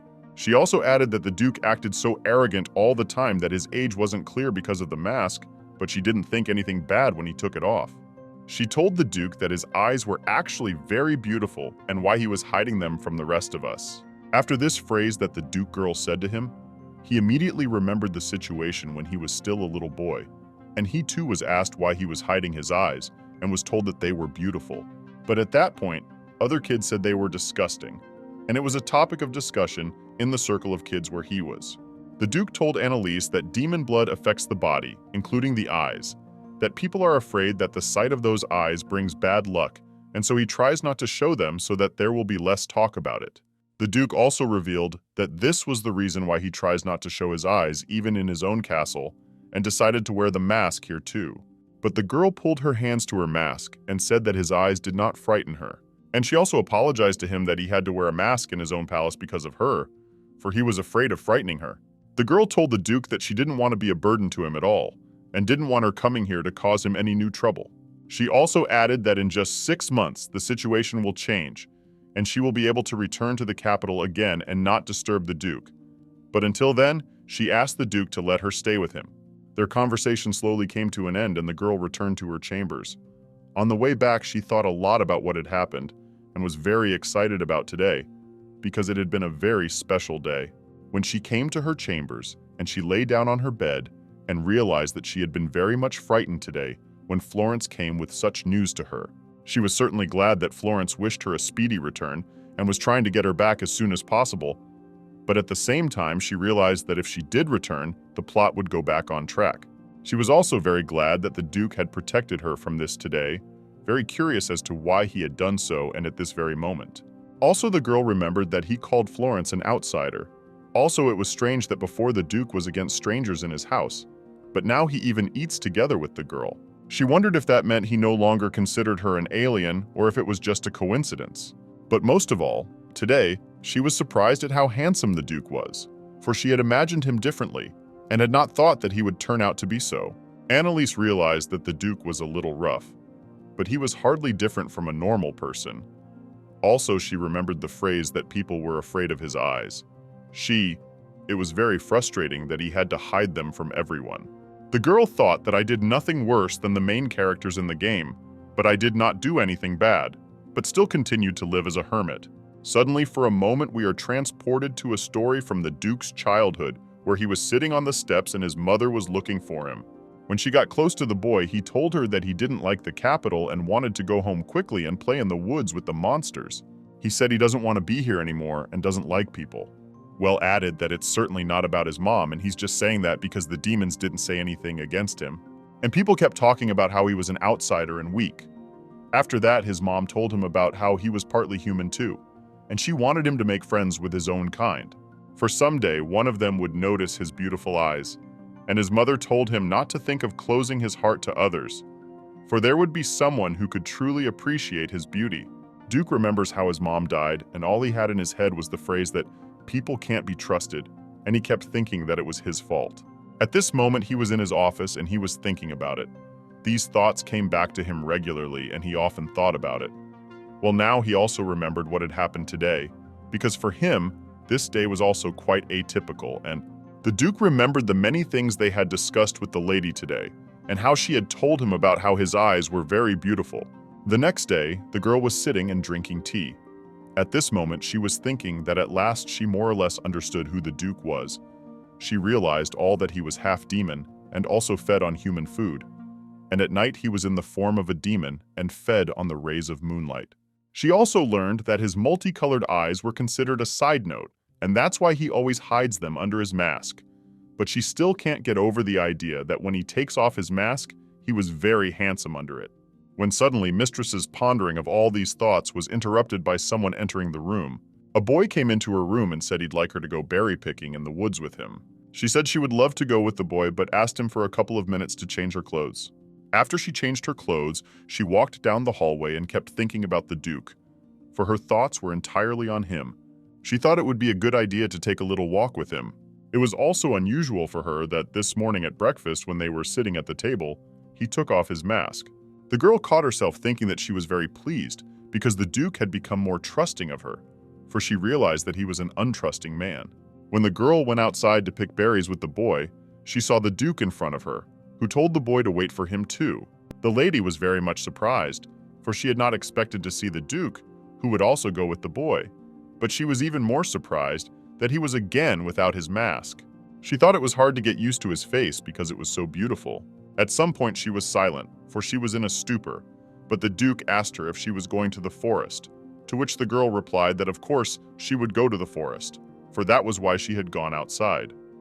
When they went into the forest together, she did not understand why the Duke was looking at her like that, but suddenly he was behind her and called, and when she turned around, he told her that if she was going into the woods, she'd better braid her hair better, after which he gave her his bandage, which he removed from his neck in order that the girl might braid her hair and be more comfortable in the forest. He helped her to braid her hair, but the girl did not expect such care from the Duke at all, and why exactly he thought of both hairs. Also, she noticed that it was the first time he had called her by her first name, and that pleased her as much as it did. After a while, when the girl was walking with the boy through the woods, he told her that he was very glad she had befriended the gentleman, to which the girl replied that befriended was a strong word, and they were probably just a little more open to each other. The girl thought for some reason that Orda was a rather kind boy, for he was genuinely interested in their relationship with the Duke. Then the girl asked the boy if it wasn't already time for them to pick berries, but for some reason he was surprised by this question. When suddenly, when they were picking berries, the boy found something interesting and called the girl to look at it. Before she came up, he began to pull the branches apart to show her what he'd found. When the girl approached, she saw that the bushes began to make strange movements, and as if someone was witchcraft. But when she came very close, she saw that the berries ripened in an instant. She was very surprised at this. They had never seen such a thing in the evening, but she still continued to not understand how the berries ripened so quickly. She asked Ortho how he knew this magic and how he learned it. Well, the boy said it wasn't really magic. It was an ability he got from his grandfather called the power of tree. And its essence was that if you ask the plants well for their fruits, they can safely give you berries. He also added that demons also magic of other elements. He told the girl the interesting fact that demons look like fairies in a... The mistress told the boy that now he could clearly see how different they were from monsters, and that people mistakenly thought demons were bad. Ordo was interested in telling the girl that they demons live in harmony with nature, while humans use the forces of nature for their own needs and as tools for magic. He also told that there are monsters on the other side which bring harm to this world and are not related to other living beings by their nature, but for some reason, people saw them as such monsters and did not understand what their difference is. He was very offended that demons were considered inferior creatures and very dangerous to others. Because of this, exterminated not only monsters, but also them too. Mistress knew at once what she was talking about, for she remembered that the monster hunt was like that of a game in which the protagonist chose a companion to improve her relationship with. Right after she remembered the game, she decided to ask the boy, because she had heard that sometimes there was a monster hunt in the East Lake, and she wanted to ask him if he knew anything about it. He was very surprised there, how the girl knows such information, and told her that they are not found there, and next to the lake is located at the village of good water demons. As suddenly the lady immediately realized that when she was playing this game, it seems that she completely mixed up and counted to good demons for monsters. And this meant that this attack on the village will soon be committed as in the plot of the girl immediately realized that she had to hurry back to the kingdom to tell the Duke about it and come up with a solution to this problem. As soon as they met Duke in the hallway with the boy, the girl shouted that the demon village should be attacked soon, and she was screaming about saving them at any cost. While the Duke didn't quite know what she was talking about and was trying to understand why the girl was so worried about. At that time, in another kingdom, preparations were underway for the attack on the water demon village the girl was talking about. It was at this very moment that Mr. Klaus was explaining to his knight that it was perfectly normal to be nervous before his first battle, his aides who would be able to help in times of need and protect each other. But by this time, the girl wanted to warn the Duke as soon as possible to save the innocent demons from this attack, and when he heard about it, he was very surprised and did not understand where the girl had such nervousness and worries. Stopping in the hallway, he asked them what they were talking about and for them to tell him more about it all. Then the boy immediately told the Duke that the lady had heard of this attack. It was how he trusted her he wanted to do everything to prevent it from happening. The boy also added that they were going to make the village near the lake into a hunting ground. But the maid, who was nearby and had also heard about it, was very surprised and added that the water demons were peaceful creatures or people they were completely safe, and no one understood why they wanted to do that. But Mistress Annalise told them all that they were doing it to test the power of the Moon Maiden, and that's why they chose such an easy target. As suddenly, she immediately started remembering that when she played this game, she really enjoyed interacting with the characters. And she enjoyed the process, but she could never imagine being inside that game, playing. She did not think about it, and destroyed all the monsters of the lake and did not seem to be something bad. But it turns out that because of this, the main characters killed the mother and friends of the boy Ortho. At this moment, nothing worried the girl so much as the fact that the boy's parents might be dead, and that was why they were asking the Duke very much to help them. The Duke didn't think long, and told them they had no problem going and warning them to hide. When suddenly the maid who was near them noticed something very strange in the street and immediately called the master to show it to him. When the gentleman came to the window, she showed him a carriage coming and said it looked like a prince's carriage. At that moment, everyone realized that this meant only one thing, and that was that the hunt seemed to have already begun and they had no time left to warn the village. The Duke added that it was not very good, but the territory of the demon's habitat was very great, and it spread out not only the lake, but also on the adjoining ravines, as well as other marshes. That they could possibly have time to warn everyone, but they had to split up. For if they didn't, there was no way they would have had time. Immediately after this conversation, they immediately began to pack for the journey. They decided to split into 4 directions. To make it easier to get their bearings, they took out a map, and the Duke said that the largest settlement was near the lake, which was beyond the bridge, and there were also people in other villages, and it was necessary not to forget to visit the inhabitants there. Madame was very glad that they were able to come up with a plan quickly, and also that the Duke had decided to take on the case. As soon as they were on their way, the Duke asked the lady that she did not want to stay in the capital, for before she had been hiding from the people. Girl had quite forgotten that she was supposed to be hiding from the people in the capital, and remembered that during the game, when the very hunt was going on, through Mrs. Annalise's fault, Florence has seceded and is in obvious trouble. It was then that it became clear that Annalise intended to harm the protagonist by any means necessary. After that, of course, all the heroes saw her as an enemy, and her situation deteriorated quickly, and everyone treated her very differently. So for a long part of the time, the girl was thinking that she would really like to avoid this meeting and not repeat the fate as it was in the... Also, sometime later during the trip, the Duke asked why she was so worried about demons because she was a human. But the girl looked at the Duke with surprised eyes and asked, "And what is the difference between them?" Because when she talked to Ortho's boy, he told her that demons were actually kind. She added that even if there are some differences she doesn't know, in many ways humans and demons are very similar, and she thought they should get to know each other better. Also, she told the Duke that she wanted to help me for a selfish... He listened attentively to the girl, and he had nothing to add to it all, and consequently he realized that the girl seemed to be telling the truth. As suddenly after a short time they arrived at the place and decided that the carriage would be left here. They decided to go on to settlements that were difficult to reach. Mrs. Annalise was to go to the lake. The Orta boy and his maid said that when they had finished, they would go to the lake to help the lady. Annalise immediately remembered that when she was playing the game, she thought about sticking to the game's storyline, but realized that Florence, in the story, kills innocents and finds out about it. And then her heart is finally broken. That's why she had to stop it now, lest she redo the plot of this game. After a while, the girl reached a wooden bridge that didn't look very... She did not stand near him long enough to make up her mind to go, but suddenly she heard some footsteps behind her and a voice calling to... Turning round, she saw the prince beside her, and they were setting out for the village of...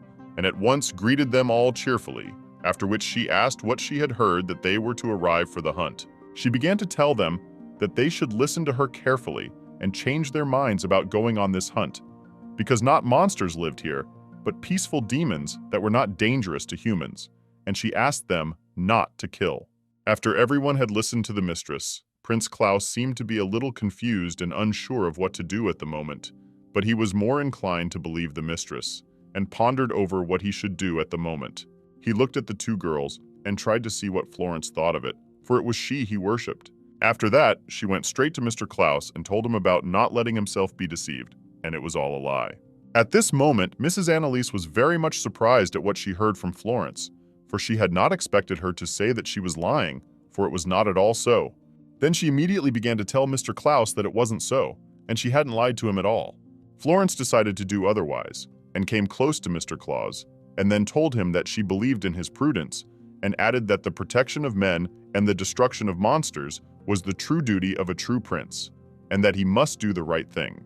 After saying that, he really thought he was doing the right thing, because he was a prince, and he thought it was his duty to protect people. But Annalise didn't give up and said that she was asking the prince to believe her, and he would be making a big mistake if he did not listen to her. When suddenly her conversation was interrupted by Florence, who came closer to her, she told the girl that nothing changed, that these demons were safe for humans. The girl didn't quite understand what Florence meant, and then she said something about not catching fish, only when it would harm them, and also gave the example of people destroying livestock for food. And all the people in the kingdom only live because of the royal family killing various monsters like these demons, and it's nothing new. And without it, the kingdom wouldn't function as it. But Annalise was not going to give up, and told her that demons and humans were very similar to each other, and also told Florence to just talk to them and immediately understand everything, because her opinion of them was wrong, and she thought they were monsters when they are not.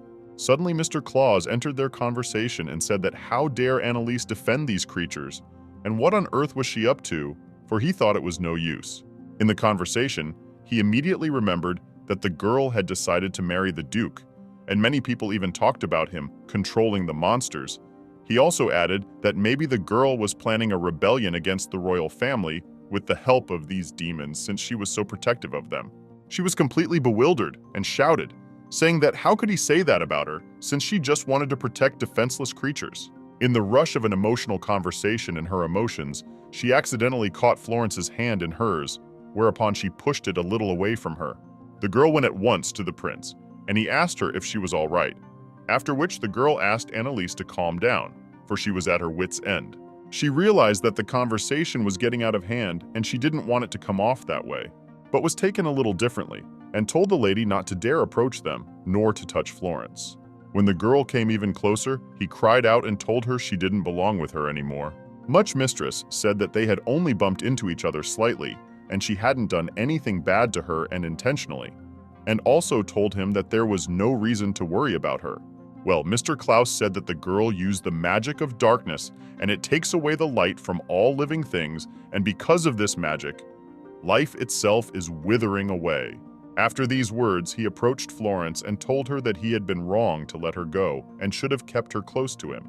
Annalise didn't quite know what she was talking about, but immediately thought about the prince's words about life fading after this magic.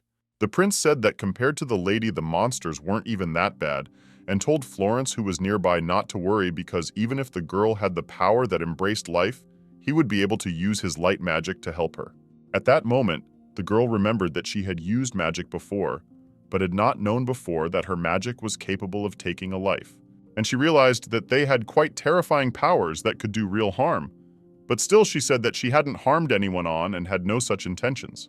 Mr. Klaus immediately told the girl that she must swear that she would use her power to protect humans and destroy monsters with them in the name of the human race, and also said that she must join them if she considered herself human, for he believed that if the girl did otherwise, she would consider herself not to be of the human race and thereby interfere with their duties.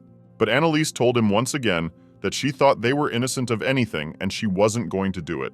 The prince had already become quite nervous, and hearing from his mistress that she continued to defend these or other monsters, he drew his sword, and opposite him to the girl, told her that she would thus become an enemy of the empire if she did not take the oath of the... The girl realized that this was not the justice she wanted to be on the side of at the moment, and she was not going to give up.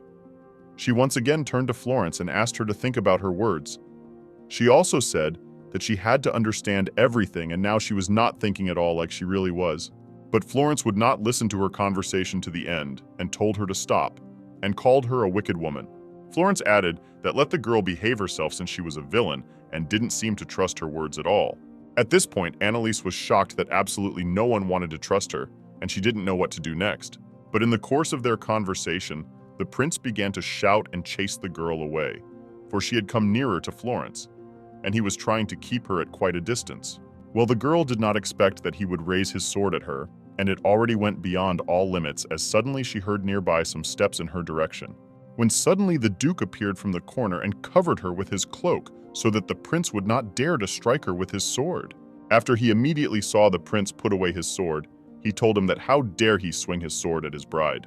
He also added that since he did it, the emperor could probably explain the reason why he was doing it. Mrs. Annalise was shocked that the Duke was there and saved her in such a difficult moment, because she did not think about what could be next. Then the Duke told her not to worry, because now she is near and everything will be fine. He stood beside her, covering her with his cloak so that nothing would threaten her. But the prince went on to say that Miss Annalise refused to participate in the monster hunt. He also admitted that getting the ball out was unnecessary. From his side of At that moment, the water demons who were on the other side of the bridge, in their village, heard some strange noise coming from there. They were trying to figure out where the noise was coming from and wondering what was going on, because not understanding was shocking them. When the Duke and the lady turned back to see who was there, they saw that, immediately afterward, one of the water demons greeted and said he was very glad to be here. But the Duke shouted that they should not come near here, for the Imperial troops are here, and it might be dangerous for them. When the water demons heard about it, they were very frightened because they didn't think that the Imperial squad was a threat to them. Mistress reflected on the fact that water demons look nothing like they do in the game, and now what she sees is completely different from what she saw before. She realizes they're very human-like. When the prince saw on the other side in the individual demons, he immediately drew his sword back and was not about to back down from his goal. She immediately rushed to tell everyone to take a closer look at them and said again that they were not monsters that could attack the kingdom, and they even looked like humans.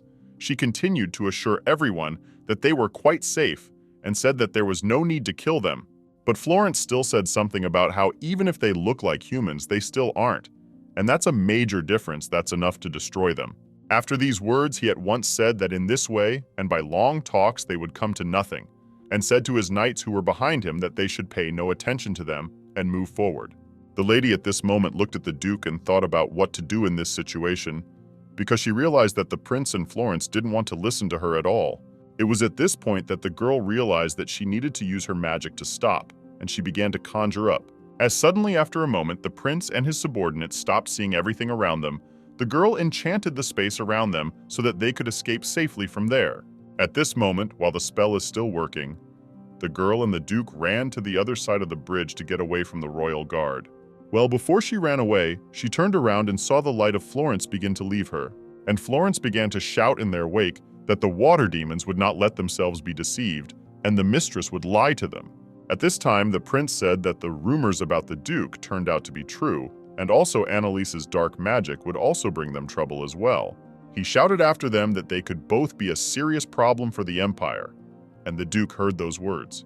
The prince continued to yell about how he wanted to know their purpose and what they were saving these things for, and also said that if they decided to surrender, and they would spare them and not bring it up again. He also added that they must obey to show their innocence because otherwise they will be implicated and become enemies to the kingdom. But Mistress yelled to them, traced that she didn't care what they thought and to stop threatening them with reprisal. She once again said that the water demons had done nothing wrong, and she wasn't going to go against her conscience for her own bravery. Herza, when he heard about what the mistress was saying, was shocked and didn't expect her to make such a brave decision. The girl at this moment made another decision and realized that if they continue to not believe her, then it is necessary to find a way out of the situation. And then she went to one of the ropes that held the whole bridge, and she thought that if she could not save them, then no one else will do it, and the life of these innocent creatures can protect only. When suddenly the girl decided to destroy the bridge so that she and the royal guard couldn't cross it and do what they came here to do. Everyone saw that it was possible to destroy and around Florence, and everyone thought about what to do next. Then the prince said that it was darkness magic and had to cancel the hunt, but he also added that it is a crime against the empire and they will definitely not forget it. At this moment, the mistress understood what she had done with her magic, but she also understood that she needed to save the water demons, and only she could do that at this moment in time. Florence, I shouted to her on the other side to make her remember about being a villainess, and also added that she could never run away from her destiny. At this point, the Duke, along with the lady, listened to what was being said to them, well realized that the girl had done the right thing and saved a whole nation of water demons from destruction. After all these events, the mistress thought that the protagonist of the game, Florence, was a kind girl who put others before herself, and it was the story of a heroine who was surrounded by love and kindness. But the girl thought she was quite naive to think that one day someone would love her as much as Florence did in this game. She wanted so badly. And I also wanted to be loved, as there was a beloved protagonist of this game. Well, as she suddenly recalls the prince's words that he would report the incident to the emperor himself, the girl also recalls Florence's words that she was a villain and could never repudiate her behavior. But she realized that she was not interested in that because she was acting according to her conscience. She realized that there was no true justice in this world, and Florence's opinion ruled here. Everything else was evil and nothing more. After the royal guard along with Florence and the prince left, the girl along with the Duke asked the war demons how they were feeling.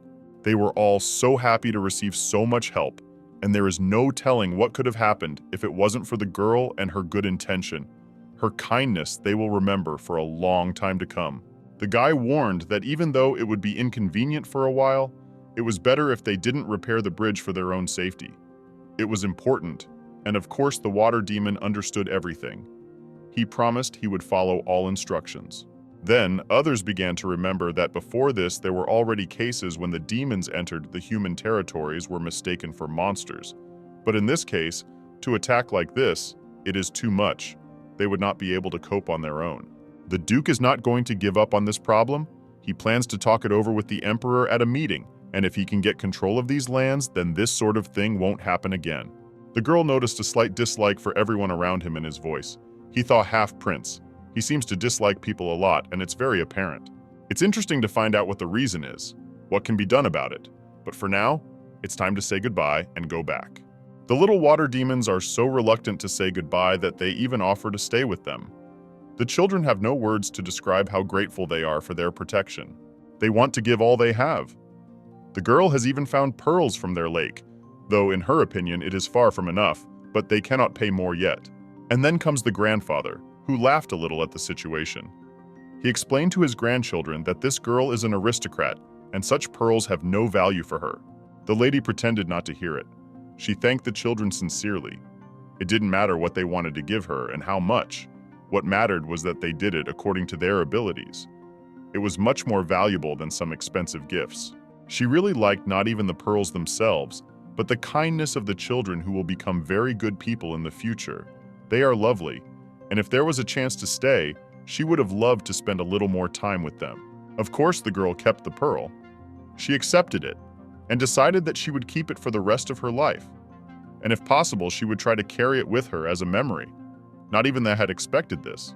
He couldn't stop marveling at her kindness. The guy stealthily walked up behind her, looked at her dirty hands that were all soot-covered, and even wanted to care a little bit. And also, there was an idea so that the pearls are not lying somewhere in the room idle, and some pearl is not accidentally lost after a couple of days. He wants to make a piece of jewelry that she cannot even take off, and not be afraid that something lost. It will be very beautiful. The jewelry will become one of the special in her collection, and of course, not one girl will not refuse a pearl ring or necklace. The girl has become a villain in a world where the Duchess's opinion is the deciding factor. Of course, she is very sad that the game turned out to be not at all what she imagined, but it's not as bad as it could have been. It's a world, after all, a marriage in heaven, her favorite game, and at the very least, this life is much more interesting and colorful than the last one. Words cannot express how happy she is to see smiles and recognition of people after hard work. At such moments, she wants to do more good deeds and receive so many nice words and emotions in return. And now it's evening, it's dark outside. Now it's definitely time to go back. And while they have time, they discuss the day and can't believe they've experienced and done so much. Meanwhile, it was not difficult for the Duke to guess that Annalise did not really want to return to the capital because she feared to meet the prince and the others. It was as if he read her thoughts and did not remain silent. The girl smiled, because really, she'd better not cross paths with them, and it would be good to keep it a secret. She was definitely not ready for that at the moment. The Duke promised that no one would know about it, and of course he's ready to protect her for as long as it takes. She has nothing to worry about with him and she can feel it. She has mixed feelings. She looks at him and wonders what will happen next. On the one hand, it's just help. But on the other hand, in this world, nothing happens for nothing. Everything has an explanation. It didn't take long. The driver brought them quickly, as Sam was tired and wanted to get into his warm and soft bed as soon as possible. Annalisa thought about whether it was worth asking the most interesting question, because there was no telling how the guy would react to it. His behavior was different, not like before. He's getting kinder by the minute. Sometimes she doesn't even recognize this man and she's afraid something is wrong here. They have too many questions and no one answer. Anyway, it's very good and can't help but be happy. The Duke is changing for the better, which means there's no need to worry. Remembering his words, how wary he is of people, that he dislikes even hearing their voice or being in their presence for more than a few minutes. It all somehow changes with incredible speed, though if she remembered, she was the same way herself. At first she thought he was a narcissist and unpleasant person, and because of his status as a duke, she imagined him to be much older. Even his face, which he had long hidden under a mask, was very different from her fantasies. The emotions and sensations she felt when she saw his real one were simply impossible to convey in words. It was something. Annalisa wants to know more about this man. She has no idea what he's really like. She hasn't even gotten to know him 10% of the time. Also, he started calling her by her first name a lot lately, which can only mean one thing. He's finally starting to trust her, and that's good to see. Those slightly shy eyes, the slight smile and barely perceptible tremor in Annalisa's voice suggests something. For now, she's afraid to think about it and pretends not to notice anything. Her own face flushed, and she wanted to hide so that no one would see it. That they both understood each other very well and were afraid even to admit it to themselves. That every time they had some feelings, they were beginning to develop. Awkward situations become more and more. They clearly do not treat each other as indifferent as in the beginning, and judging from this, you can draw some conclusions, but about this a little later. And then he starts to say some very important words. The guy thought that all people lie, and she is one of them, but today, that prince, he gave her a chance to keep her status and position, but only if she refuses to help the demons. Annalisa chose the light side, the side of goodness. She put the people of the water above her own safety, and by doing so, became a better person in his eyes. He will never stop admiring that and remembering that situation as something that turned his view of people upside down. The Duke thought her goal was resources, status in the capital, or something else. But the girl is special. She proved that was far from the case, and he was very much mistaken. It was a real eye-opener for him. Now he won't think badly of people ahead of time. And overall, this situation taught him a lot of things. Annalisa doesn't even know what to say to that. He's never been so sincere with her or talked to her about such topics. It turns out that if it wasn't for the prince's conditions, the Duke might not have known what she was like for a long time and would have continued to think badly of people for the rest of his life. Now he will be more careful, although before he judged only by what the rumors say, it was very wrong, and now the Duke understands it. And also very strange, but all this time he had demonic power. You could say, something like seeing people. With one eye he could detect evil intentions and more. But for some reason, in the case of the girl, he saw nothing good in her. His power was powerless, and until she proved herself to be a good and kind person, he didn't realize it. Usually around most people, the guy saw a black mist. However, in his power to see only conscious evil, maybe that's why he never understood Annalisa. His mind was clouded by the belief that everyone is bad, and out of habit, he just started not trusting her from the beginning. But there is another very important point. If for the target someone or something is evil, the fog does not appear because this person sincerely believes in his justice and righteousness of actions. If someone believes that he brings justice, it doesn't matter whether he sees the fog or not. In short, it's easier for him to just not believe anyone than to check who has what intentions.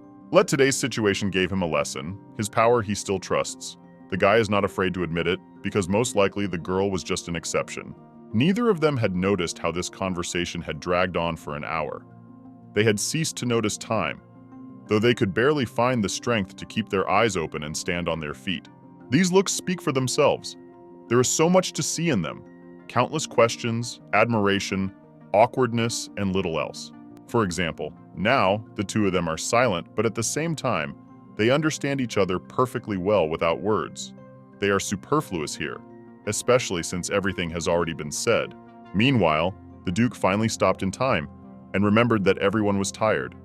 He warned that he would be late for breakfast tomorrow and asked the Annalise to get a good night's rest.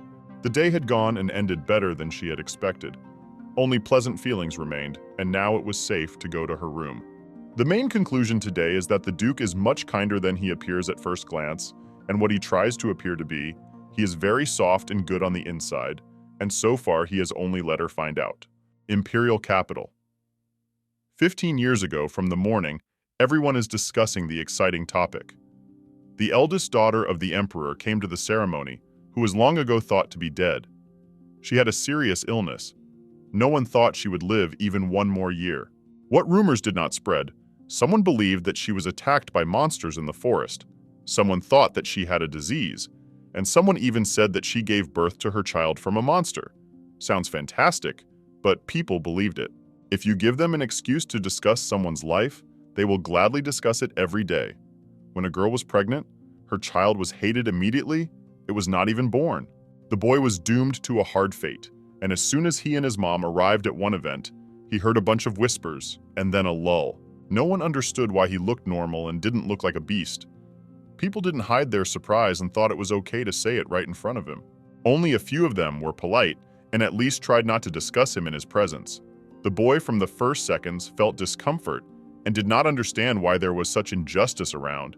He did not even know any of these people, did not do anything bad, and he is judged and discussed from the first days of existence in this world. His mom was the eldest daughter of the emperor. Once she fell in love with a man who was a demon, their love was not accepted. When the knights of the empire attacked the forests in search of the princess, his father disappeared. He and his mom had to hide in the borderlands because there was simply no other option. It was a very difficult period in their lives. Later, the emperor became the younger brother of mom. The soul in her did not like it. They were invited to the capital to establish relations. The child often asked his mother to leave him at home. He did not want to see anyone. But unfortunately, she could not agree. She explained that she did not want to see any of them either, but there was no other way to do it. If they refused even once, things would only get worse. The girl wanted to find friends for her child because she understood that childhood cannot return. At that moment, she just wanted to make his life a little more colorful and bright, like other children, so that he did not have hatred even to those whom he sees for the first time since childhood. And in the end, and it turned out so, the boy did not like this idea. He was comfortable only with demons, with ordinary people of his age. He is not interested and does not want even to get acquainted. He was sure everyone is evil, set against him, and otherwise will never happen.